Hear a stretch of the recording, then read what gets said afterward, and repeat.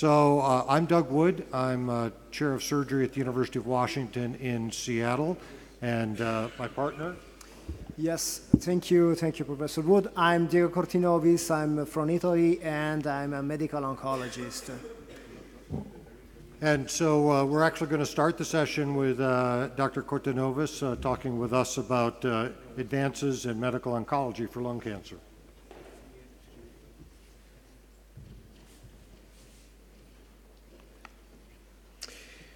So thank you so much for inviting me in this educational session about the topics of oncogene addiction and immunogen addiction on lung cancer. It's very difficult also for me, I am a medical oncologist, to speak about just in 15 minutes all the novelties in the lung cancer field and the strategic therapeutics that today are really changed than in the past. It's just a personal sentence as at the beginning. 10 years ago, when I conduct my first oncological visits, it takes more or less 20 minutes because to my patients I said, okay, you are able to do or not chemotherapy, or chemotherapy with platinum doublets or best supportive care. And also the person totally understood the message. Today, the things are really, really complicated because non-small cell lung cancer is no longer a monolithic lung cancer. It's not a monolithic cancer, but we try to distinguish between many histotypes. But it's more important today also to distinguish two oncogene driver, in particular in the adenocarcinoma field, which we know very well that today there are two major populations in adenocarcinoma, EGFR mutated patients, ARC, and ROS1 translocated patients. Unfortunately, regarding squamous cell carcinoma, this is an orphan disease because today no major oncogene driver are seen. Probably in the next future, we observe many other drivers that follow a right target and then the right therapy. Today, we treat our patients, we try to subdivide our patients in many different groups. The first groups is more than half of the population are today treated with chemotherapy at the standard treatment at the beginning. But in next week at ASCO meeting, probably these paradigms will be totally changed. In 30% of the population, we try to do our best with immunotherapy, the so-called population with PD-L1 strong expression in the tumors. In 10 to 15% of the population, the EGFR is the main driver, and the strategic pathway is totally different, as you can see in these pictures. And then ALK positivity and ROS1 positivity. But if you want to simplify this cartoon, I try to remember that it's very important at the beginning to know the biomolecular profile of our patients in order to divide the driver tumors with a sort of targeted agents that are suggested, respect to no driver tumors, in which probably immunotherapy is the best choice. But it's very important to keep in mind that if I get the right treatment to the right patient, to the right target, the median overall survival is improved by 1.7 years. And this is an experience on Lung Cancer Consortium in which we observe that if the patient is not treated correctly, unfortunately, the median overall survival is similar to wild-type population. The paradigm is totally shifted when 1 year ago we introduced in the clinical practice the testing of PD-L1. In this case, in the small biopsy, the medical oncologists continue to ask to surgeons or to pneumologists to have enough material to test PD-L1, EGFR, ALK, and ROS1. But the future is really complex. Today is very important to do every effort to have this kind of information at the beginning of the strategy. In fact, the last year in New England Journal of Medicine, the keynote 024 changed completely the story of lung cancer. In this nice paper, one pivotal trial described the randomization of PD-L1 strong expressor patients that are randomized to receive pembrolizumab, an antibody anti-PD-1, instead of chemotherapy. Pembrolizumab was given for 2 years instead of chemotherapy, the classical platinum doublet, 4 or 6 cycles. And the median overall survival for the first time with one antibody instead of chemotherapy is quite impressive. The median overall survival is 30 months at 24 months of median follow-up, respected to 14 months that is the standard chemotherapy control. And all the subgroup analysis in this forest plot depict that the benefit, the magnitude of the benefit is in all subpopulation. And the other secret is that immunotherapy in this kind of population works very well. In fact, the response rate is more or less 50% and is superior to chemotherapy, and the duration of the response is not reached. And the median time to response is quite similar to chemotherapy, 2 months. Unfortunately, immunotherapy in this subpopulation is possible only in 25–30% of the population at the beginning. This is due to the impossibility to test PD-L1, for example, and in other cases, for example, for autoimmune disorders at the beginning, that affects more or less 10% of our population. But every effort is important to distinguish this population, in particular because immunotherapy, just one drug, fits very well for this kind of population. But the story moved forward, and today we have, for example, this nice trial already published just 2 weeks ago, in which the combination of chemotherapy plus pembrolizumab instead of chemotherapy was superior in terms of median progression-free survival in a population not selected for PD-L1, but selected for the absence of driver oncogene. In this situation, the median overall survival is quite outstanding, not reached in the arm when we add pembrolizumab to chemotherapy respect to chemotherapy alone, and 70% of the population is still alive at 1 year. But we have a large amount of data that arises from the ground, in particular because we have a lot of trials in which we try to combine chemotherapy plus anti-angiogenic agents like bevacizumab and immunotherapy. Also, this trial is positive, and we are waiting for the result at ASCO meeting. Another interesting trial is the combination of immunotherapy with 2 agents, anti-CTL4 ipilimumab plus nivolumab, in one population really selected for high tumor mutational burden. In this population, the combination of ipilimumab plus nivolumab was superior than nivolumab alone, and again, without any chemotherapy at the beginning. And also in an orphan disease like squamous non-small cell lung cancer, the combination of chemotherapy plus pembrolizumab, or in this case atezolizumab, may arise also the median progression-free survival and overall survival. But when we move the immunotherapy at the beginning of the story, for example, in non-operable stage 3 patients, we observe results that are really, really important.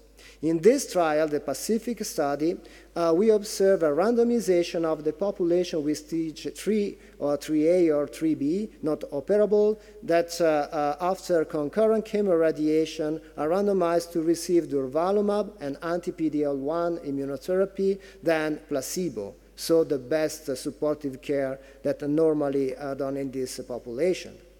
And the median progression-free survival is really quite outstanding. In fact, we observed that in the arm of durvalumab, the median progression-free survival was 16 months instead of 5 months in best supportive care and observation alone. After 30 years in non-small cell lung cancer locally advanced, we have a new paradigm of treatment. Obviously, if you skip immunotherapy at the beginning, we can use it in a second-line setting. There are some trials, 4 trials in this case, in this picture, that clearly stated that immunotherapy, in this case nivolumab or pembrolizumab or atezolizumab, was clearly superior to chemotherapy in second-line setting. But it's very important to give the best treatment at the beginning. I move in the oncogene addiction topics, and in particular for EGFR population that accounts more or less 10 to 50% of the population, Caucasian population, we observe that the small EGFR TKI are superior to chemotherapy at the beginning of the story in the first line. In this example, the median progression-free survival is superior, the median overall survival not, and it is due to the crossover phenomenon. Unfortunately, after 9 months in media of use of this kind of drug, a resistance mechanism is present. An EGFR T79M mechanism that is account more or less 50% of the population is now targetable. We try to perceive this kind of resistance mechanism from, for example, blood biopsy, non-tissue biopsy, or after the blood biopsy, we try to do our effort to observe in the tissue if the blood biopsy was negative. It's very important to perform this simple drone. In fact, the reliability of blood tissue sample are really important because osimertinib, this is one drug, this is very functional in this subpopulation, is the best choice in this resistance mechanism. As you can see in the AURA3 trial, we observed that osimertinib is superior in terms of median progression-free survival than chemotherapy. On the other hand, we observe the ALK translocated population. In this population, nowadays, we know very well that the small TKI crizotinib is superior to chemotherapy at the beginning. In this trial, we observed that crizotinib gives a great chance of survival to our patients. And the 4-year overall survival rate is more or less more than 50% when we treat this population with just one TKI instead of chemotherapy. But again, some resistance mechanisms are present, and we try to do our effort in order to block the resistance mechanism thanks to a huge number of compounds, in particular ceritinib, alectinib, brigatinib, and lorlatinib. In our field, it is quite useful to have a lot of situation, a lot of experience with this kind of drug. Today, the paradigm is changing because a new drug, alectinib, a second-generation ALK TKI, is clearly superior to the older crizotinib TKI. In this case, the median progression-free survival was not reached. So, in conclusion, we try to do every effort at the beginning in order to find the biopsy, in order to observe the positivity to PD-L1 and the negativity, for example, for oncogene addiction. And we try also to give a chance to longer survival to our patients. And these Kaplan-Meier curves explain clearly that immunotherapy gives this kind of hope to our patients. And thank you so much for your kind attention.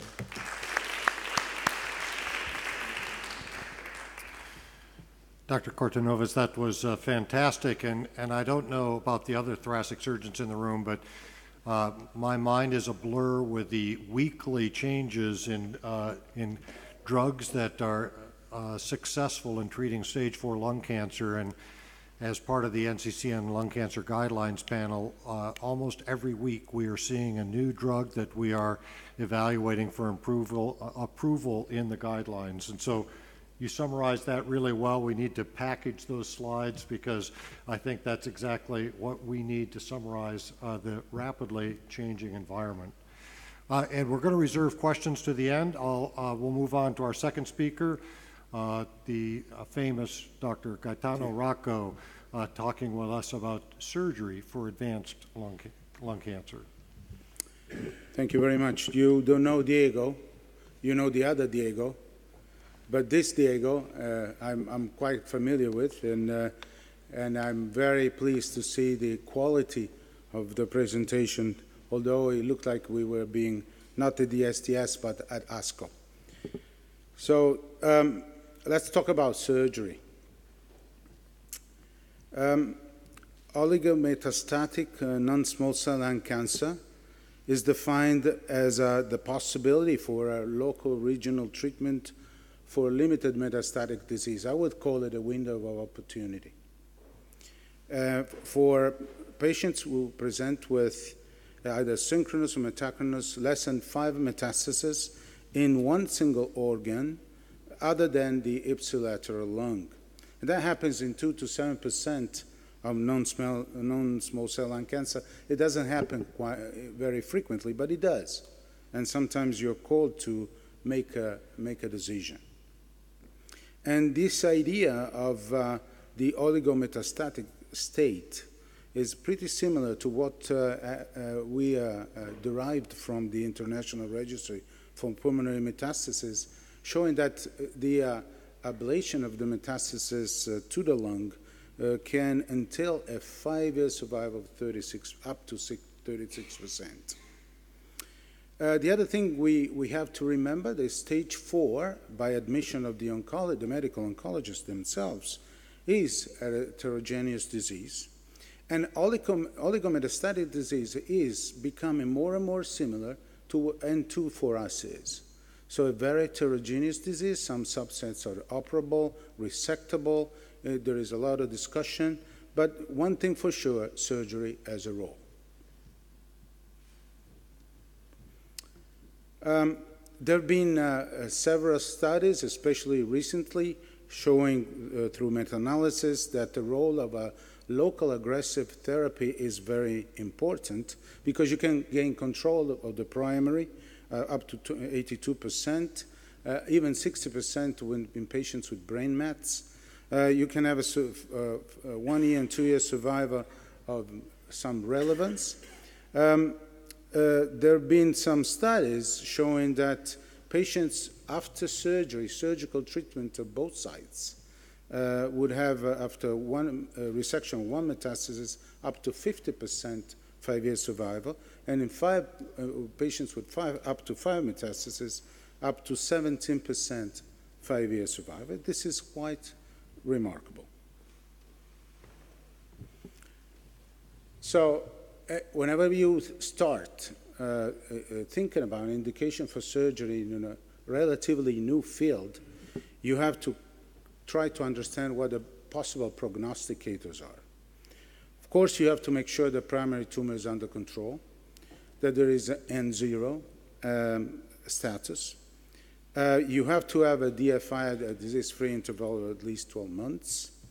And more recently, the literature has reported the idea that size of the T of the primary tumor is important.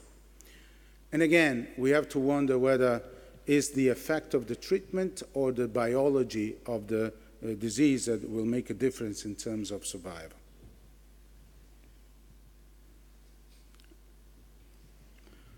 There have been some randomized trials. Many have not been completed, failed to recruit. The only one I can report about local aggressive treatment is this one. It's been published in Lancet Oncology in 2016, showing an advantage of adding local aggressive treatment in terms of progression-free survival. And other randomized trials are on the way, and especially for a situation that's called oligoprogressive disease. I'm going to go back to it to make you understand that the possibility of a local treatment, especially surgery, is expanding in the literature and in the clinical practice.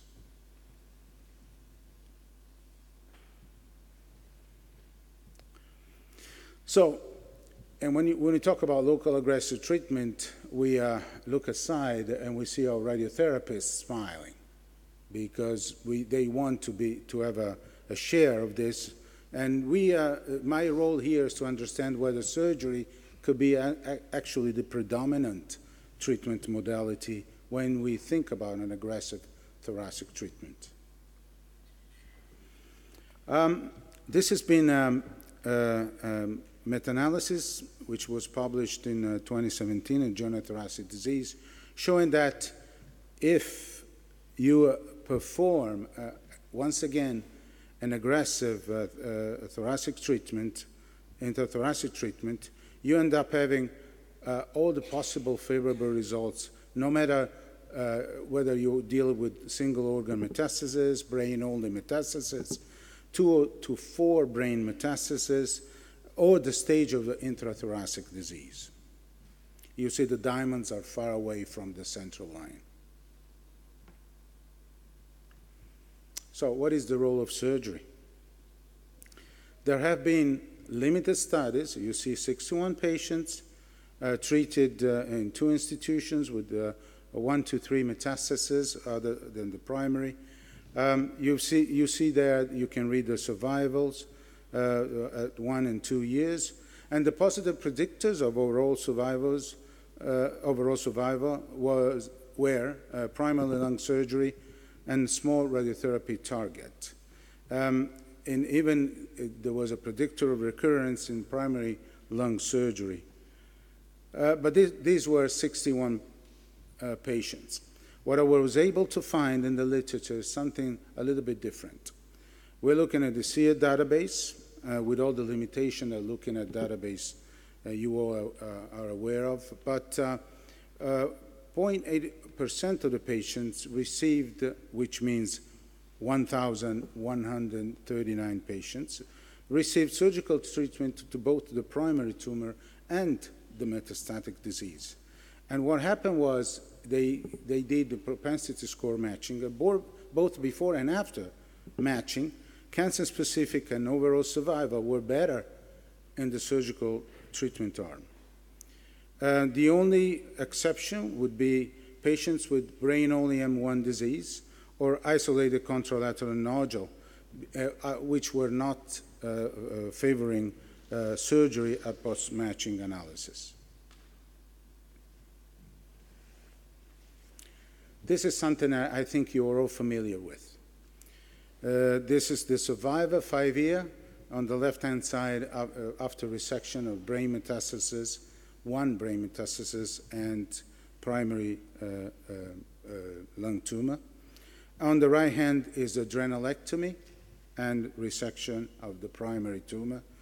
The 27% has evolved, and you'll see now in the literature that you deal with figures that are much, much more encouraging than before.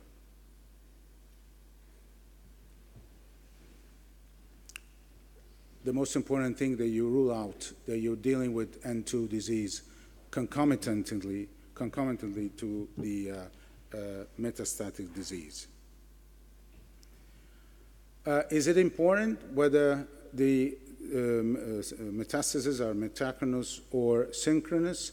In terms of overall survival, it looks like metachronous metastases entail a better prognosis than synchronous, but in terms of progression-free survival are pretty much overlapping. So if, and that's what you can deduce from the literature, if you have an intrathoracic stage which is early inside the chest, no N+ disease, and you have radically treated either with surgery or SBRT, the metastatic site, then you end up having a survival similar to what you would have with stage 2 non-small cell lung cancer. Now the problem is, what happens is when we deal with multiple lesions in the lung, and not outside the lung, not extrathoracic. We are familiar with this, how to classify according to Martini and Melamed, either we're dealing with primary or metastasis. We know now with next generation sequencing, we're able to distinguish very clearly whether these are synchronous or metachronous according to the history, previous history of the patient and the NGS evaluation. What we're dealing today is the idea of having this kind of oligometastatic nodules, like a stage 4A with a contralateral nodule, single contralateral nodule, which, along with stage 2B and 3A, which means nodule in the same lobe or in the same lung or in a different lobe, according to the NCCN guidelines, and Doug is the chairman, are treated basically the same way. It is advised to perform surgery for T3 and 0 and T4 and 0, and to treat stage 4A and 0M1A, which means single contralateral lesion, in a way that you feel that you're going to cure both, so surgery. The problem is with synchronous lesion is that we're going back to the Mayo Clinic in 1990, showing very high mortality, relatively low survival. And the problems were bilateral lesion, bilateral synchronous lesions. The idea of adding an aggressive staging to exclude N2, and the reports were on very limited series. But already Duke started to increase the number of patients who were studied, and the reports increased. Rob Cerfolio reported back in 2011, 67 patients, 44 with bilateral synchronous lesions, with N0, proven N0 disease, whose overall survival reached 53%. And again, 467 patients from this multi-center study showing that for synchronous lesions appearing in different lobes, negative prognosticators were male gender, advanced age, again N+, and monolateral lesions, whereas bilateral lesions and same histology were considered positive prognosticators. And again, the predictors nowadays, accepted predictors for overall survivors for synchronous lesions in the lung are the presence of lymphatic metastasis, which of course is a negative prognosticator, tumor size, and differentiation. So what about the metachronous lesions? Those are the ones who have a better prognosis. Already, Mayo Clinic recently has reported on 161 patients. You've seen the survival of 5 and 10 years of 61 and 20% respectively. The idea is that this kind of survival has been duplicated in other institutions on less series, with 66% at 5-year survival at Cornell. So, to conclude, we have an algorithm where we can insert surgery, and we have to be part of the multidisciplinary groups that are actually taking care of these patients, even with advanced disease. And it shows very clearly that if you have intracranial oligometastatic disease, surgery and radical treatment of the brain metastasis is the way forward, as well as local aggressive treatment is important for extracranial oligometastatic disease with the kind of results in terms of overall survival and progression-free survivors that I've shown you.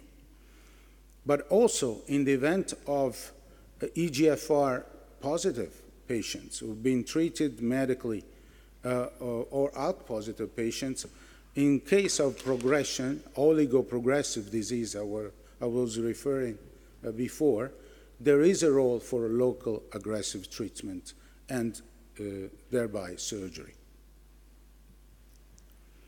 So local aggressive treatment can reduce local progression, which is the most frequent modality of relapse after first-line systemic treatment.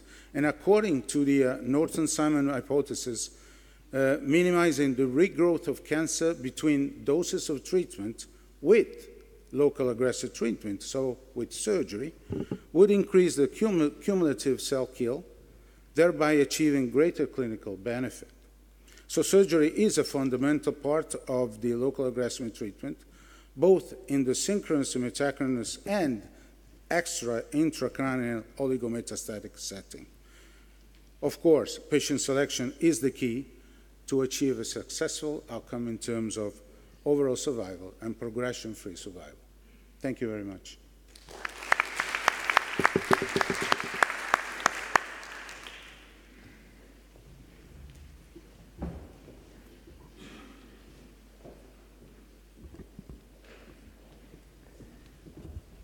And thank you so much, Professor Rocco, for this talk.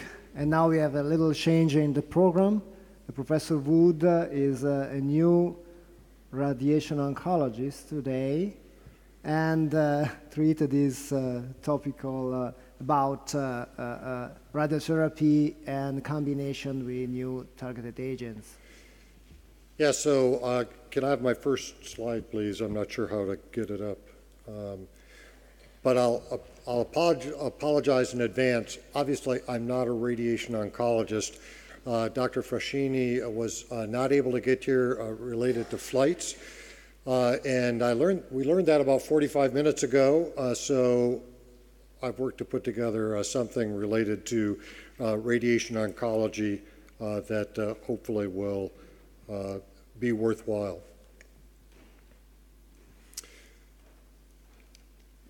So I have no financial disclosures. I do have non-financial disclosures. All the work I seem to do is volunteer work, but I am very involved in the NCCN cancer guidelines, both lung cancer screening and the non-small cell lung cancer. And the American Cancer Society has more recently developed a National Lung Cancer Roundtable where I'm vice chair. So we're all familiar with the variety of advances that are occurring rapidly now in lung cancer. Obviously we don't have time to go through all of those, but I do want to spend a little bit of time on radiation, and more specifically stereotactic radiation, and a little bit on proton therapy. So what are the data for SBRT in the setting of inoperable early-stage lung cancer? I think all of us are pretty familiar with SBRT and comfortable with SBRT as an alternative to surgery when surgery isn't feasible. There have been a number of mostly small trials, some that are intermediate size, that show a high rate of local control, a term that only radiation oncologists use. Medical oncologists nor surgeons use that term, but we do use overall survival, and you can see rates that range from the 50s up into the high 70s for overall survival. So the issue is, what about SBRT for operable early-stage lung cancer? And I think this is an issue that we as surgeons are increasingly facing in discussions in our own tumor boards. And there's progressive data on this. We're familiar with RTOG 0618, a small number of patients, but that has evolved into randomized trials that have all been closed due to poor accrual. And I am going to talk about those more in a minute. And this shows what we would be thinking of for SBRT and in a early stage lung cancer patient, a 1.5 centimeter central lesion. You can see the radiation planning fields, and you can see the very small residual nodule after treatment. That's what we would like to see after SBRT. What we also see is this effect. So this is a part solid, although nearly non-solid nodule that has been treated with SBRT and shows what the outcome is after radiation.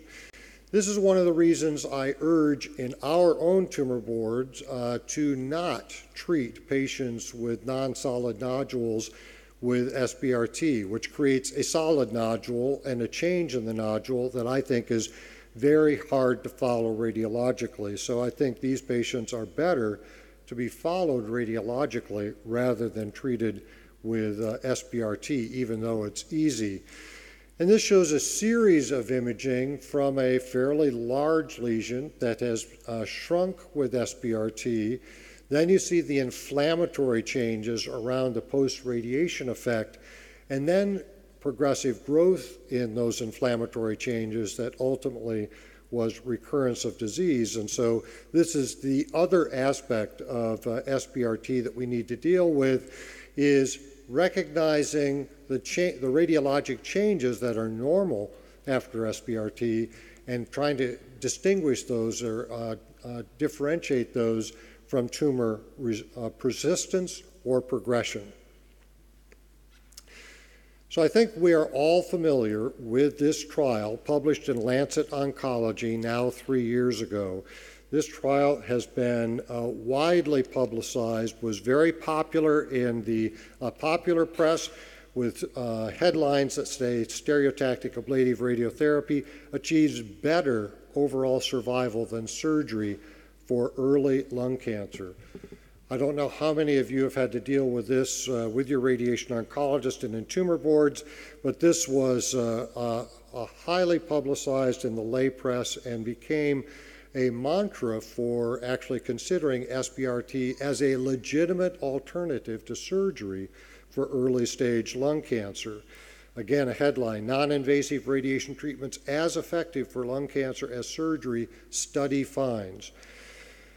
And this is an editorial then by one of the authors, Joe Chang, is surgery still the optimal therapy for stage 1 lung cancer, and states, in fact, stereotactic ablative radiotherapy could be an option for this group of patients with similar survival and less toxicity.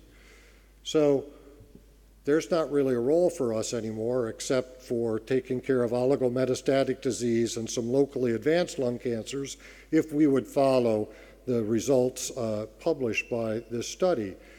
But let's look at that study a little more carefully. So this was a study, and many of you already know this, that merged 2 randomized trials. The STARS trial, which had a recruitment goal of 420 patients, but only enrolled 36. And only 7 out of 28 sites actually enrolled patients. So 36 out of 420 were enrolled over a period of 5 years, so roughly 7 patients per year. The Roselle trial had an accrual goal of 375 patients, and this was in 10 centers in the Netherlands. Only 4 of those centers enrolled patients, and only 22 patients were actually enrolled before that trial was closed. So when you put those 2 trials together, both failed trials, they produced 58 randomized patients and had only 27 patients that had follow-up of 3 years. But these graphs were the important graphs that were shown, which demonstrated and improved 3-year survival of those patients treated with SBRT compared to surgery, although a similar recurrence-free survival. So the conclusion, and the reason for all the headlines, was that stereotactic radiation has superior overall survival and equivalent disease-free survival and equivalent recurrence profile. So let's look at those curves a little more closely. So this is the prominent one that shows an improvement or a benefit of radiation over surgery. And if we look at the statistics used, it shows a p-value of 0.037, what we would all consider statistically significant. But if you look at the hazard ratio, it shows a hazard ratio of 0.017 to 1.19. I'm not a biostatistician, but my understanding is that that means that it's not statistically significant since it passed 1. And then if we look at the recurrence rates, you can actually count them up in the paper. They report in the text 5 events from stereotactic radiation, which was actually 6 when you count them up, and they attribute 6 events to surgery, which was actually only 3. So there are major errors in this paper that you can study for yourself if you look at it in detail. So this paper that is often held up as a reason for at least equivalence of stereotactic radiation is 2 failed trials, inadequate numbers, and completely incorrect analysis with dangerously incorrect conclusions. And in fact, it's really remarkable that this got published with the type of statistics and the data that it had, but I think it was published because of its provocative value. It was considered provocative and therefore published. So let's look at another comparison. This is by Baffa and Frank Detterbeck and his colleagues. Lobectomy versus stereotactic radiotherapy, and many of you have seen this paper published in our surgical literature now 2 years ago. And this looked at healthy patients, patients with no comorbidity, and compared patients that had surgery and patients that had stereotactic radiation. And in fact, there were large numbers of this. This is from the National Cancer Database, which captures 70% of cancer procedures in the United States. Over 13,000 lobectomy patients and almost 2,000 SBRT patients. So if we look at how these patients were then screened, this took only stage 1, clinical stage 1 patients. It excluded all patients that were medically inoperable. It also excluded all patients that had any level of comorbidity. So only a Charles-Sandeo score of 0. And that ended up with 11,000 lobectomy patients and 1,200 SBRT patients. This is the survival curve between unmatched surgery and stereotactic radiation, a 2-fold improvement in 5-year survival of surgery in this analysis. Then when you propensity match the groups, it brings the curves slightly together, but it's still almost a 2-fold difference favoring surgery for long-term outcomes after surgery versus radiation for stage 1 lung cancer.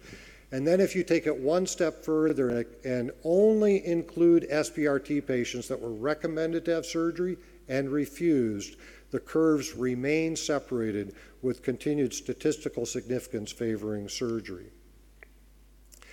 So we are familiar with this, but this is hopefully to arm all of us with good arguments for going home and protecting our patients in terms of offering the best type of therapy for stage 1 lung cancer. We also have the advantages of histologic confirmation that they actually have lung cancer. Assessment of margins, we do nodal staging. We can follow imaging better than after stereotactic radiation, and as shown in this data, there's better cancer outcomes. This is why the NCCN guidelines continue to say resection is the preferred local treatment therapy. And I've been pushed to try to change that, and I have held firm that surgery continues to be the preferred local therapy. We have some other recommendations regarding the extent of resection, but do say that medically inoperable patients, we all have referred now patients both for definitive radiation, including SBRT. It is a very viable and beneficial adjunct for our local therapies, but does not replace surgery. So I'll talk briefly about radiation in moving to proton therapy. We're all familiar with the close relationship of tumor control versus toxicity in radiation dosing. And the question is whether we can extend that therapeutic index so that by using a different form of radiation that there might be the ability to have less toxicity with a similar level of tumor control. And most of you are familiar with the physics of proton therapy that allows a more discrete level of radiation at the level of tumor, with less radiation on the tissue before and after the tumor, with a rapid fall off of the tumor dose after the tumor. This also allows for consideration of toxicity reduction in the mediastinum. And I'll just mention a study that we have at our institution that is using SPECT perfusion imaging to look at functional lung, and is using the SPECT perfusion imaging to customize targeting of radiation so that we avoid as much as possible the functional lung. Many of us are familiar with this with emphysema surgery. This is a similar aspect of trying to customize the treatment of our radiation planning that avoids the more functional areas of lung.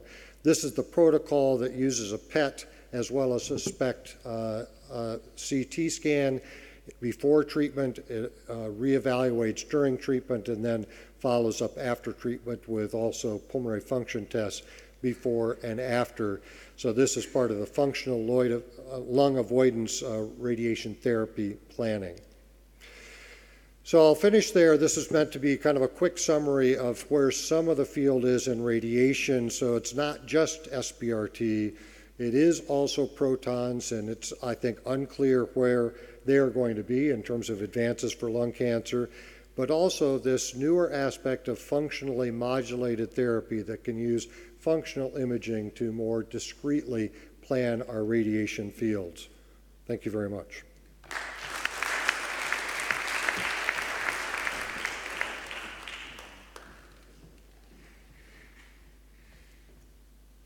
So I'll actually, we have a few minutes to invite questions. I thought it would be better if we have each of the talks and then welcome questions for any of the subjects. We have systemic therapy, surgery, and don't ask me any difficult radiation therapy questions. Yes, Dr. Darling. Hi, I'd like to ask a question about immunotherapy and lung cancer surgery. So now we're starting to look at using immunotherapy as adjuvant therapy following lung cancer resection, and I was wondering your thoughts on whether it makes more sense to give the immunotherapy while the tumor is in place versus resect the tumor and then give the immunotherapy. Okay, the neoadjuvant strategy today is the better way to open the window of the activity of, in this case, nivolumab immunotherapy. Because probably when we try to do our best when the tumor is still present in the organism, we try also to give some chance of the organism and the immune system to respond to immunotherapy. After the resection, probably the microenvironment is totally different.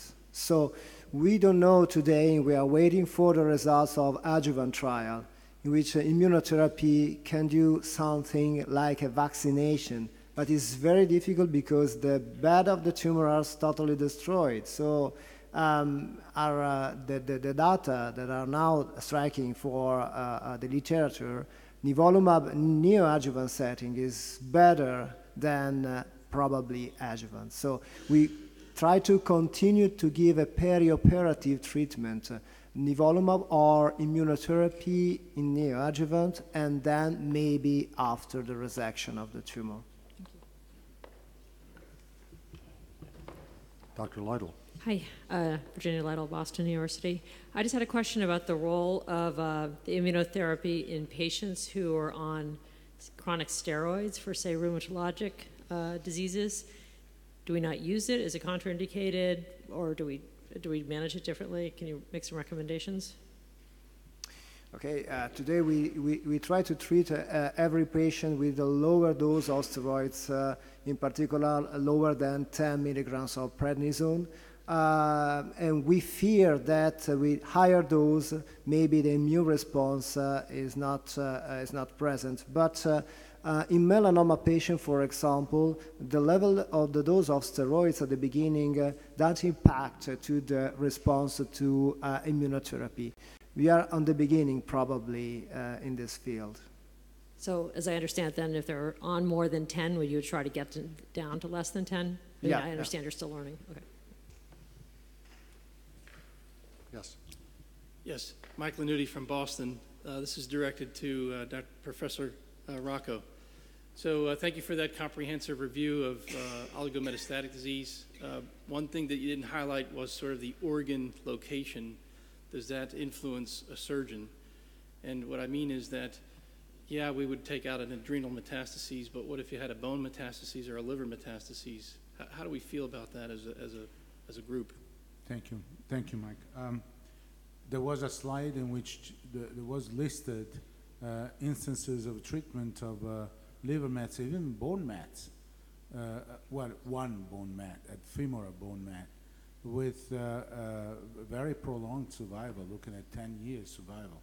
And it's more than episodic because those kind of reports are increasingly appearing in the literature. Should we go for particular organ location like this routinely to offer surgery? Maybe not. But the idea that there is a window of opportunity, as I said at the beginning, regardless of the organ location, is very, very appealing. I also have a question for Dr. Rocco. You've demonstrated the definition of less than or equal to 5 being oligometastatic disease. 5's a lot. And so what do you use? Tell me practically what you would consider reasonable in patients with various degrees of, and my first part of my question is, let's presume they have stage 1 intrathoracic disease, and then kind of what would be the boundaries of where you would consider them for locally aggressive therapy with brain or adrenal especially? Of course, I mean, if you have 5 mets, 3 subtentorial, which are the ones that really have an ominous prognostic outlook, is one thing. If you have 5, maybe up to 5 nodules in the contralateral lung, maybe in the same lobe, it's something different. So it depends, and thank God we have multidisciplinary approach and multidisciplinary input on this. But to me, the real setting is when you have 1 or 2 max metastases that you can easily encompass in a radical treatment. 5, I agree with you, Doug. This is something that I would be very kind of wary, to approach. The second part of my question is, I made the definition of intrathoracic stage 1, but I see the enthusiasm for oligometastatic disease morphing into considering it for intrathoracic stage 2 and 3A, including N2 disease, with conversations that, yes, we can do this also. Technically, it's feasible, but is it advisable? Right. N2 disease is a complete, I think I've shown in the review, N2 disease is a no-no. I mean, when you have the doubt and you can prove that you have N2 disease, I don't think that whatever I showed today is applicable. On the other hand, intrathoracic, you can expect at some point that the enthusiasm will bring, more and more MDTs to consider expanding local aggressive treatment, which doesn't mean surgery only. As you showed very clearly, radiation treatment is an alternative. And we go back to the classic chemoradiotherapy final treatment that we've been dealing with for years now. So it's the most important thing is the discussion of individual patient in the multidisciplinary setting and targeting, individualizing the choice. Last question. Felix Fernandez, Emory University, Atlanta. So this is a comment, and perhaps Dr. Rocco and Dr. Wood can respond. So we've recently been able to add long-term survival to a subset of our STS surgical population for lung cancer. And we found that in surgical patients, the survival curves for stage 4 and stage 3 disease were indistinguishable. So my question is, perhaps in this era, do surgeons have more of an opportunity to make an impact on oligometastatic disease than we do for N2 disease? I think Yeah, that's a question and an answer at the same time.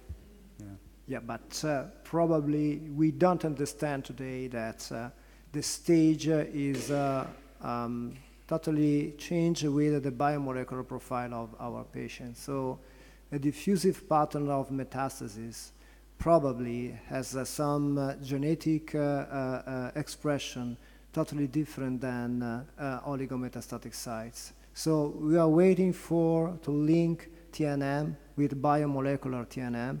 This will be the future. And I would just add that I think we have to be very careful as surgeons to acknowledge how good we are at selecting patients. And the STS general thoracic database is surgically treated patients. And so we've picked the cream of the crop, those that you and others have deemed to be suitable for aggressive therapy for stage 4 disease. And it shows we are really good at doing that, but it doesn't show, that doesn't mean that we've demonstrated a broad spectrum of different care for stage 4 patients. And we have to be very careful. We take the favorable patients and operate on them and have reasonable outcomes, and we send all the patients we don't want to operate on to our radiation oncology colleagues and ask them to do the best they can. So that is a part of the reason for the different results that we have as well. But but the thing I would like to say, we are in a surgical arena here, and if each and every one of us thinks about the type of oligometastatic disease that they encounter in their everyday life, in the practice, and they're being referred to you as a surgeon, to me as a surgeon, you have the adrenal, the lesion in the contralateral lung, sometimes brain mat, single brain mat. Those are beginning to be operable and resectable. I mean, it makes sense in a multidisciplinary setting to approach this in a structured fashion. Well, I want to thank Dr. Cortinovis for educating us about all the changes in systemic therapy, and thank all of you for being here for this oncology for surgeons session. Thank you.